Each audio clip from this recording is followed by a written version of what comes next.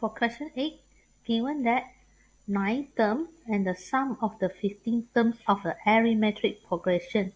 So at here we are going to use our arithmetic concept are 24 and 330 respectively.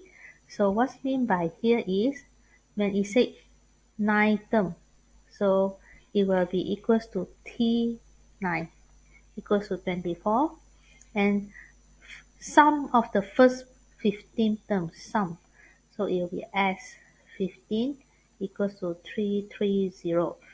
Find the first term A and common difference D. So we are going to solve this simultaneous equation. So in order to find these two unknown, we will have two equations here, which is come from these two information. So for arithmetic progression, T9, the formula will equals to A plus n minus 1, where n is 9. So when it minus 1 will equals to 8.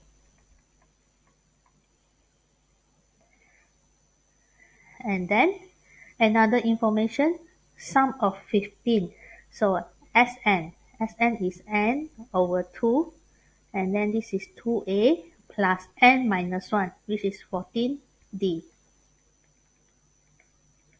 So we can simplify this equation some more. We will times 2 and divide by 15.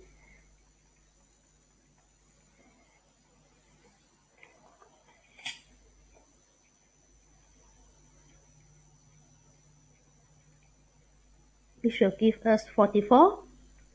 And I want to get into the same terms here, which is a. So I can simplify this equation by dividing by 2. So therefore, this is my first equation. This is my second equation. So in order to solve this simultaneous equation, I'm going to take the first equation minus 2. Then the unknown a here will be eliminated. So 8d minus 7d, directly I can get d is equals to 24 minus 22, 2. So 24 minus 22, this is 2. So after we getting this common difference d equals to 2, we are going to substitute into either one equation, which is equation number 1. A plus 8d equals to 24. So a equals to 8. So this is how we solve our simultaneous equation by finding our a equals to 8 and d equals to 2. Then next, we have our next task here.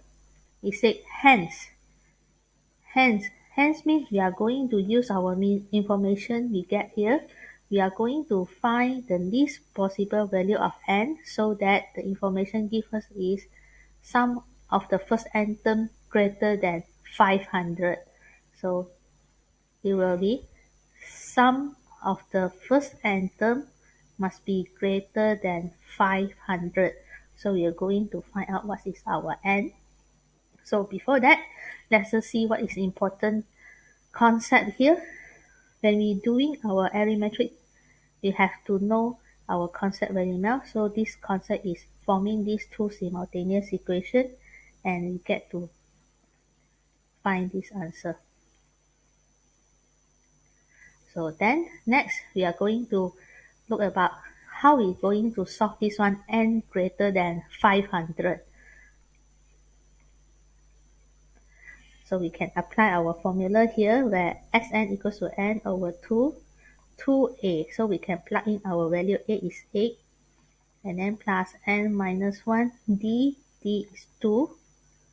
So greater than 500. So notice that we are solving inequality, so we need the concept from chapter 2. So 2 is a numbers. I can multiply to the right hand side. It will become 1000. And we simplify inside the bracket here. It will equals to 16 plus 2n minus 2. So, and we simplify some more, it will give us quadratic 2n squared. When 16 minus 2 will give us 14. So it will equals to 14 and greater than 1000. And from this quadratic, we can simplify some more. We can divide by 2. So we move the 500 to the left hand side. Now this is our quadratic. So notice that our quadratic cannot be factorized, because when we key in our calculator, A equals to 1, B equals to 7, C equals to negative 500, we get a decimal. So that decimals mean we cannot do any factorization. So what can we solve here? We are using completing the square in order to get back to modulus form. So how we going to do this?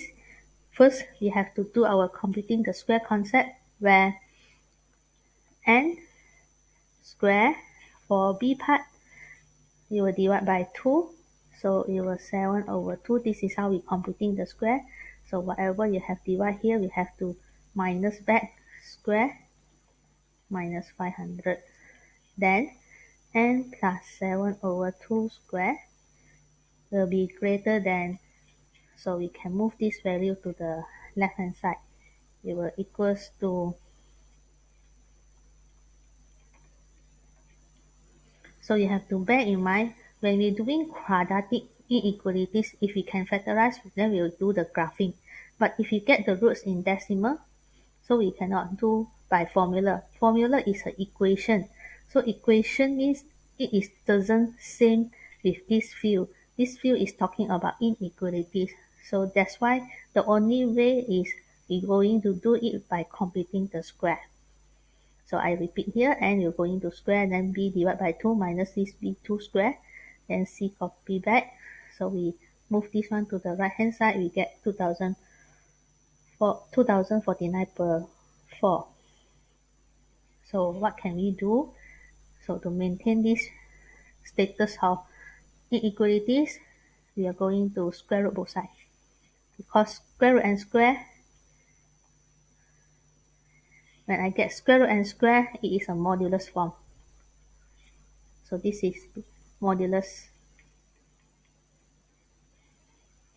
So we return back the square, and square root go back to the modulus form. So this will be greater than 22.63. So we are going to solve this by modulus inequalities. So how we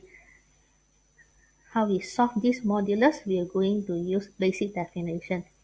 So when you want to open the modulus, it will be greater than 22.63. So another keyword is or. Then n plus 7 over 2 less than negative 22.63. Then n will greater than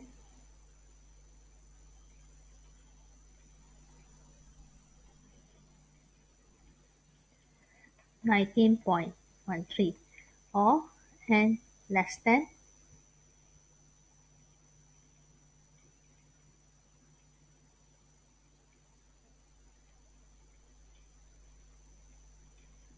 negative 26.13. So this is our final answer. So after we combine, this is our final answer. Okay, so we notice that n is number of terms. So when we have number of terms, means our n should be greater than 0. So therefore, we only can accept n greater than 19.13. So what is the least value? Means what is the smallest value we can accept here? When it say n greater than 19.13, it can be 20, 21, 22, and then they have many numbers, 23, and then 30, 40, 50. Those number is more than 19.13. So that's why the question asks you, what is the least possible? It means the smaller values that can be greater than 19.13. So only n equals to 20, we can accept it as the least possible value of n. So this is how we solve it. Then we're going to see how we're going to get the important concept here. First, we are going to build out a quadratic inequalities. So the method to solve here, we are going to using completing the square and making back to the modulus here, and we get the final answer. So if you're using formula or you're using factorize, it seems like a bit improper way. Okay, because the factorization doesn't tally back with the quadratic. So that's why there is the only way we solve like this.